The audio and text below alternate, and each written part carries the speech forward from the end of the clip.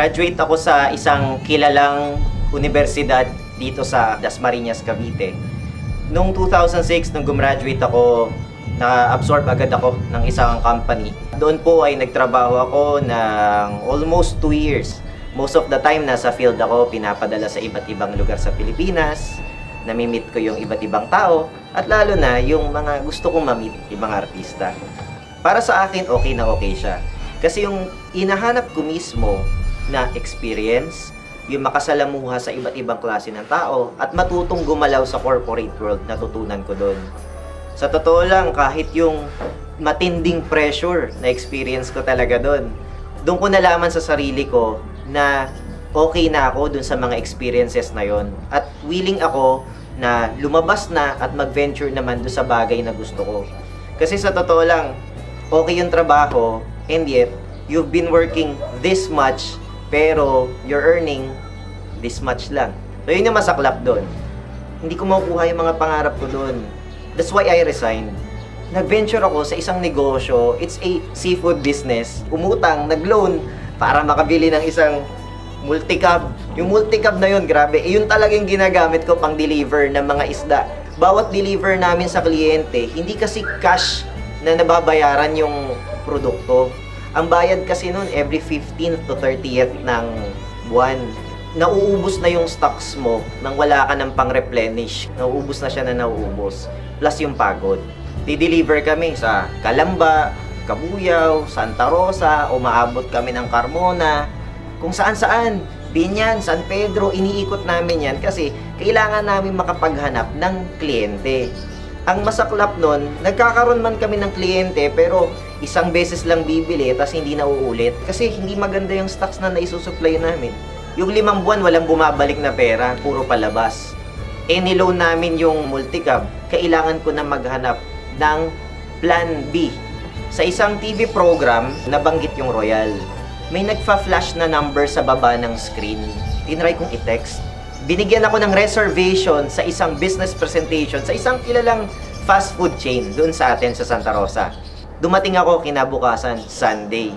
After the presentation, hindi ako interested sa products. Hindi ako interested sa mga ibang ino-offer.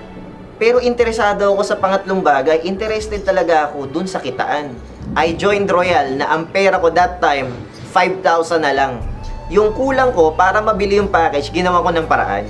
The next Sunday mismo, naghakot ako, 10 barkada ko nung high school.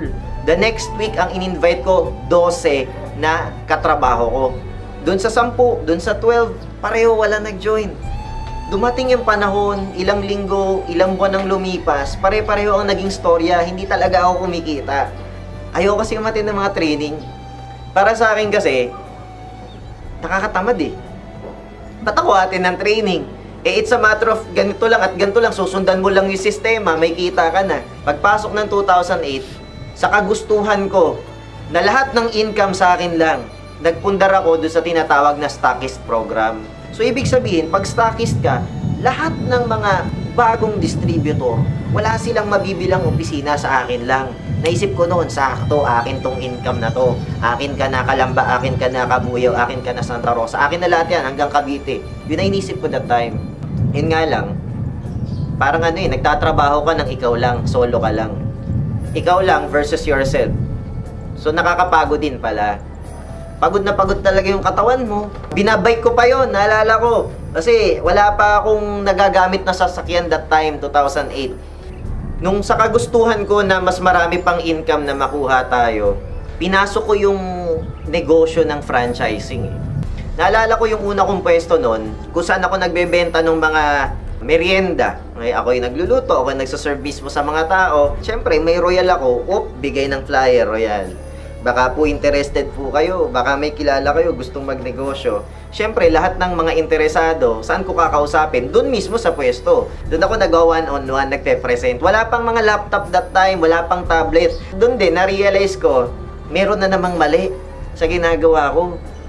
Yun pala, hindi sapat na puro pang sariling income lang ang ginusto mo. Pinagsabay mo yung pagiging stockist, nagdi-deliver ka ng mga products bahay-bahay, nagbabantay ka pa ng franchise mo. Siyempre, nag-invite din naman ako ng mga taong interested sa Royal.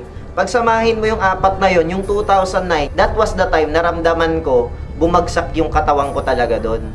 Tingin ko yun din yung dahilan. Kaya nung exactly May 3, 2009, when I was diagnosed by a very rare ailment called GBS, Guillain-Barré syndrome, bumagsak yung nervous system ko, yung muscles ko, hindi ko siya magalaw, to the point na almost na-paralyze ka talaga buong katawan. Ang daming doktor, nasa harapan ko, pinag-aaralan ako. Feeling ko, tinatanong nila, anong klaseng species kaya to? Ano kaya nangyari sa tao na to? GBS or Guillain-Barré syndrome is 1 out of 1 million sa buong mundo. It's a very, very rare na karamdaman. Nagkaroon ako ng series ng chemotherapy sessions, then dialysis, binomba rin ako ng steroids. Kaya yung katawan ko, saka yung mukha ko, sobra siyang yung namamanas, namamaga talaga siya. Minsan tinatanong ko, ba't ko kailangan pagdaanan tong mga bagay na to eh. Nakapagbenta kami ng lupa, nakapagbenta kami ng sakyan, nakapag-loan kami ng matindi. Bakit? Grabe yung hospital bills. At nung the fact na inisip ko pa lang, grabe, 3 to 5 years pa namin gagawin to. Alam mo, nung time na yun, awang-awa talaga ako sa sarili nun. Bakit ako?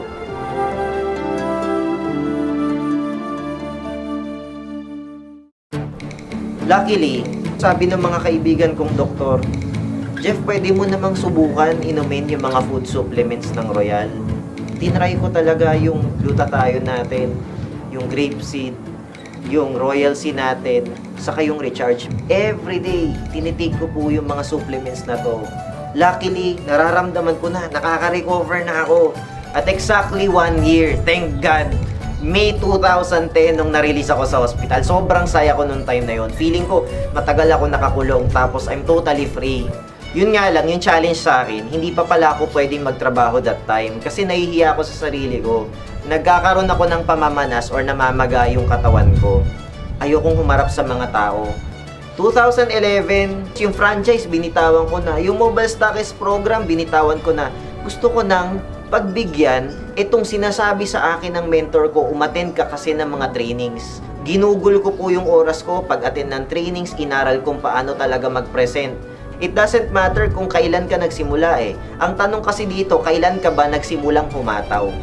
Pagpasok ng 2012, pakiramdam ko, ito na yung swerte ko. November 3, 2012, when I was awarded as part of the executive circle. Nagbunga na yung mga tinanim natin na mga ilang taon po ang lumipas. Nakakatuwa po dito, no? Pag tinuloy-tuloy mo lang po pala yung negosyo, there's no other way but to go up. At makikita-kita rin tayong lahat po doon sa taas. Yes! Bibigyan ka rin ng award, katulad ko, at katulad naming lahat na nandito po ngayon. Sabi ko, eto na yun, eto na talaga, masahataw pa ako lalo niyan. Kailangan may madala naman akong mga tao sa taas. 2013, wala akong ginawa kundi mag-present dito, mag-present doon. Iniikutan ko talaga yung mga tao sa iba't ibang lugar. Gusto ko makapunta sa iba't ibang lugar kasi magbibuild tayo ng leaders sa mga lugar na yan. May mga distributors na rin po tayo na na-award na rin as part of the executive circle. At marami pa po na napoproduce na rin po nila, dire-diretso na po. Nakakatuwa kasi yung 2013 na yon, ang buong inisip mo, sila. Tumulong. Results will follow eh. Income will naturally follow. Huwag mo na lang isipin sarili mo, normal siyang mangyari. 2014, eto na yun, dire-diretso na yung paghataw. Plus, may mga nagkaresulta ng mga kasama natin. May kasama po tayo, nakabili ng brand new car. Meron tayong kasama, nakabili ng brand new house and lot. Dahil sa Royal, at dahil sa'yo, naging instrumento ka para makuha nila yung mga bagay na yun. And 2014, isa sa pinaka-memorable talaga na taon para sa akin. Nirewardan po natin ang sarili natin ng isang brand new Ford Mustang GT SVP model. Sa brand new top of the line that time. February 7, 2015 sa Soler Resorts and Casino. When I was awarded again as part of the President Circle Awardees. March 14, nung bumili po tayo ng isa pong brand new na Isuzu MU-X, na ito po ay inapangarap ng tatay ko dahil birthday niya ng March 14. Doon mo na ibibigay yung mga bagay na pareho kayong panalo eh. Masaya ka, masaya din sila, masaya yung buong pamilya, kayong lahat din magbe-benefit nun. Alam ko gusto ng magulang para sa anak na yung anak makuha yung mga pangarap. At nagpapasalamat ako talaga sa Royal sa lahat ng to. Tinuruan ako ng Royal ng konsepto ng pagpapahalaga ng pamilya. Kasi yun naman ang bottom line ng lahat ng to eh. Dahil sa Royal, natutunan kong mahalin ang mga ka-Royal ko. Na natutunan ko silang mahalin lalo na as if kapatid, kamag-anak at magulang ko na rin sila. Tinrato namin ang bawat isa bilang isang pamilya. More than the material things, ang nabuo namin isang samahan. We eat together, we travel together, we swim together, we climb mountains, we climb trees, we dive seas together. Kasi gusto kong iparamdam kasi sa kanila kung gaano kasarap mabuhay. Kaya itong pagtatrabaho ko ng Royal ngayon, I was very much inspired by one of our ex-ecom, Mr. Art Bonhoc, sa kanyang philosophy na mayroong pag-asang umasenso ang mga Pinoy. Pwede ka pang umasenso, Juan de la Cruz, mag-royal ka. Nandito naman kami, napakarami naming solid and loyal na tutulong sa'yo. Masaya ang negosyo ng Royal at masarap pumasok sa institusyon ng Royal. Back then, iniisip ko lagi sarili ko. Ayoko mag-training. Ayokong gumamit ng products. Gusto lang maka-invite para kumita ng malaki. Para akin na yan, akin. Puro sarili. I'm very selfish.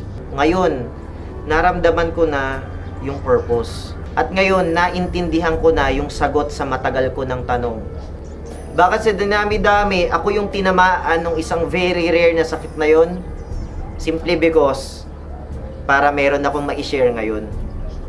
Kung hindi ka kasi tatamaan ng isang napakatinding pagsubok, to the point that you almost hit rock bottom talaga. Pag hindi mo na-experience yun, hindi mo mararamdaman ano bang silbi mo sa buhay. This is the perfect time na kung ikaw nanonood ngayon, nararanasan mo, in a way, nakaka-relate ka sa mga kinikwento ko. This is the perfect time to do Royal. Malalim ang Royal. Ibahin mo to. Kasi sa Royal, we're doing this as one solid Royal. And I can assure you, our 9 years and beyond, we will become very, very unstoppable.